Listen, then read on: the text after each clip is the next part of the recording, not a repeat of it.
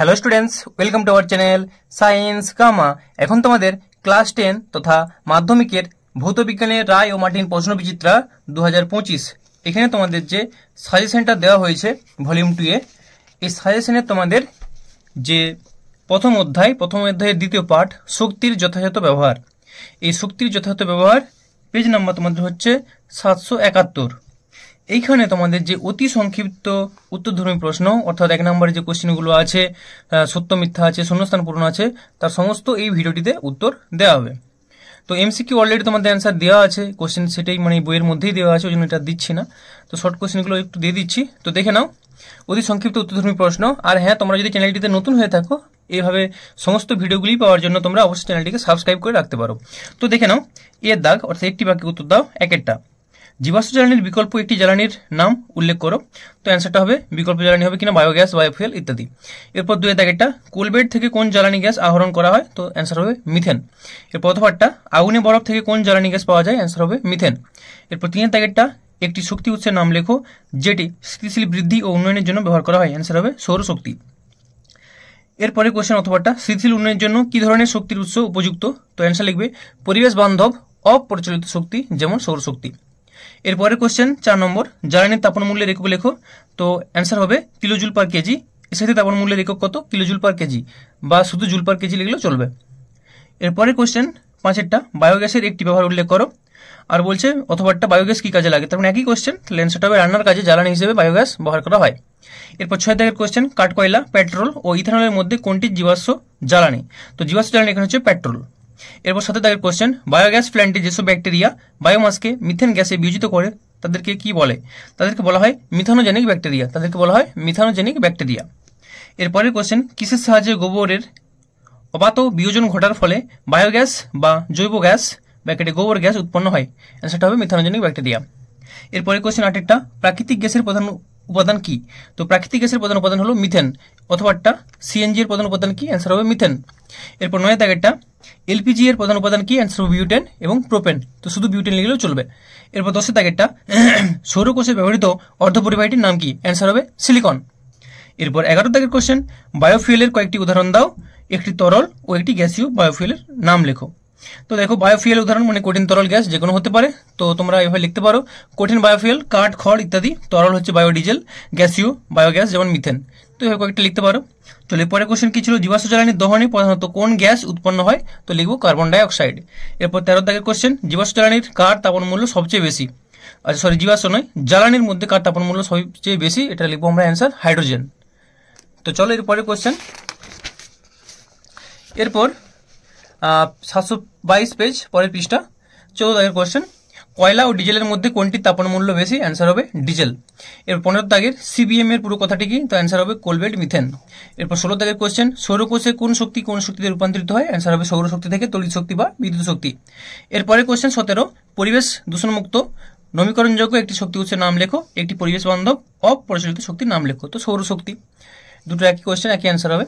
এরপর 18 কোশ্চেনটা এলপিজি বা রান্নার কাজে ব্যবহৃত গ্যাসের তাপন মূল্য কত হয়? তো এটা লিখবে 50,000 কিলোজুল পার কেজি, 50,000 কিলোজুল পার কেজি। এরপরে কোশ্চেন 19টা দুটি শক্তির নাম লেখো যাদের উৎস সূর্য নয়। তো এটা অ্যান্সার লিখবে ভূতাপীয় শক্তি আর পারমাণবিক শক্তি। তো একটা জিনিস দেখো, যে কোনো শক্তি কিন্তু প্রত্যক্ষ বা পরোক্ষভাবে, এখানে প্রত্যক্ষভাবে না হলেও পরোক্ষভাবে কিন্তু সূর্যের উপর ডিপেন্ডেবল হয়, কিন্তু এখানে অ্যান্সারটা হবে ভূতাপীয় শক্তি এবং পারমাণবিক শক্তি।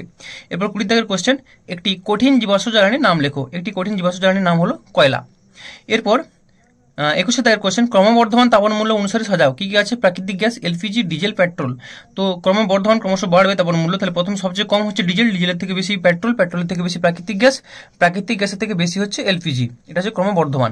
এরপরে 22 দাগের কোশ্চেন মিথানোজেনিক ব্যাকটেরিয়া কোন জ্বালানি উৎপাদনে সাহায্য করে? তো জ্বালানিটা হচ্ছে মিথেন উৎপাদনে সাহায্য করে। এরপর 23 দাগের কোশ্চেন মিথেন হাইড্রেট কোথায় পাওয়া যায়, বা অথবাটা দিয়েছে মিথেন হাইড্রেট কোথায় সঞ্চিত হয়? একই কোশ্চেন, সমুদ্রের তলদেশে পাললিক শিলাস্তরের নিচে। এরপর 24 দাগের কোশ্চেন একটি তরল জীবাশ্ম জ্বালানির নাম লেখো। তো একটি তরল জীবাশ্ম জ্বালানির নাম হলো পেট্রোল। এরপরে কোশ্চেন 25টা সবচেয়ে বেশি তাপন মূল্যের গ্যাসীয় জীবাশ্ম জ্বালানি কোনটি? অ্যান্সার হবে প্রাকৃতিক গ্যাস। এরপর 26 দাগের কোশ্চেন সিএনজি এর পুরো কথা কি? তো কম্প্রেসড ন্যাচারাল গ্যাস। এরপর 27 দাগের কোশ্চেন কৃত্রিম উপগ্রহ ব্যবহৃত শক্তিটি কি? তো কৃত্রিম উপগ্রহে ব্যবহৃত শক্তি হলো সৌরশক্তি। এরপরে কোশ্চেন 29-এর দাগেরটা, বায়োগ্যাস উৎপাদনে কোন কাঁচামালটি সর্বাধিক ব্যবহৃত হয়? অনুরূপ প্রশ্ন, গৃহস্থালী বর্জ্য উৎপাদন থেকে গ্যাসটির নাম কি? তো সবচেয়ে কোন কাঁচামালটি সর্বাধিক ব্যবহৃত হয়? তো গোবর ব্যবহার করা, যেহেতু কাঁচামাল বলছে, কাঁচামাল হিসেবে কিন্তু গোবরটাই বেশি ব্যবহার করা হয় যদি আমরা বায়োগ্যাস উৎপাদন করতে চাই। আর গৃহস্থালীর বর্জ্য থেকে উৎপন্ন গ্যাসটির নাম কি? গ্যাসটির নাম হচ্ছে মিথেন। তো এখানে যদি কাঁচামাল হিসেবে প্রধান যৌগ গৃহস্থালীর বর্জ্য লিখো সেটা হলেও চলবে, কিন্তু সবচেয়ে বেশি ব্যবহার করে মানুষ গোবরটাও গৃহস্থলী বর্জ্য হিসেবে ধরা যায়, গবাদি পশুর বর্জ্য, একই ব্যাপার। এরপরে কোশ্চেন 30-এরটা, মিথানোজেনের একটি উদাহরণ দাও। তো লিখবে মিথানোকক্কাস, অর্থাৎ একটি মিথানোজেনিক ব্যাকটেরিয়া, সেটাকে বলা হয় মিথানোজেন, তো মিথানোকক্কাস।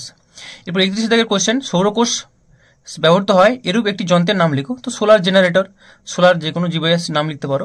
এই 32 দাগের কোশ্চেন, জীবাশ্ম জ্বালানির অসম্পূর্ণ দহনে কোন গ্যাস উৎপন্ন হয়? তো অসম্পূর্ণ দহনে কার্বন মনোক্সাইড ক্ষতিকারক খুবই, সিও উৎপন্ন হয়।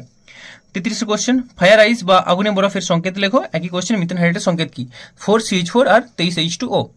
এরপর 34 কোশ্চেন, বায়োগ্যাস বা গোবর গ্যাসের মূল উপাদান কি? তো অ্যান্সার হবে মিথেন।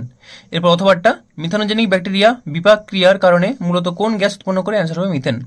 এরপর 35 কোশ্চেন, একটি চিরাচরিত পুনর্নবীকরণযোগ্য শক্তি উদাহরণ দাও। অ্যান্সার হবে বায়ু শক্তি।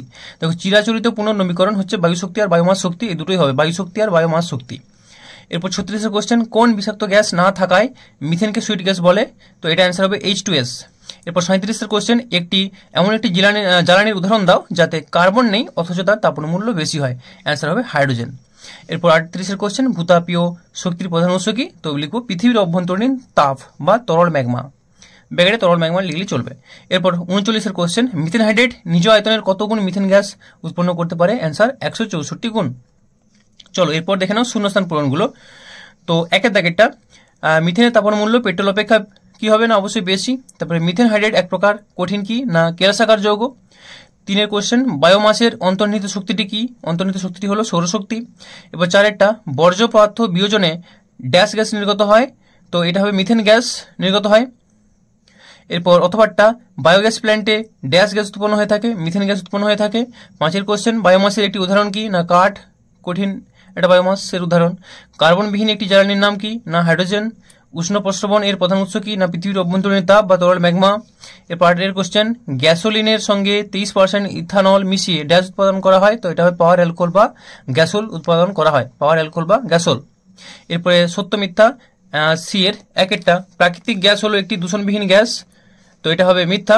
প্রাকৃতিক গ্যাস দেখো এখানে দূষণ খুবই কম হয়, কিন্তু দূষণবিহীন বলা যায় না, ঠিক আছে। প্রথমে সত্য করেছিলাম, কারণ দূষণ খুবই কম হয়, অন্য গ্যাসের তুলনায় কম্পেয়ার করলে সত্য বলা যায়, কিন্তু প্রকৃতপক্ষে দূষণ তো হয়ই, কিছু না কিছু হয়, তো জন্য মিথ্যা। 2 কোশ্চেন, বায়োফুয়েলের একটি উদাহরণ হলো গ্যাসোলিন। এটা হচ্ছে বায়োফুয়েলের একটি উদাহরণ হলো গ্যাসোলিন, এটা হবে মিথ্যা। কারণ গ্যাসোলিন হচ্ছে পেট্রোলটার এক নাম হচ্ছে গ্যাসোলিন, ওই জন্য এটা বায়োফুয়েল বলতে পারবো না, জীবাশ্ম জ্বালানি।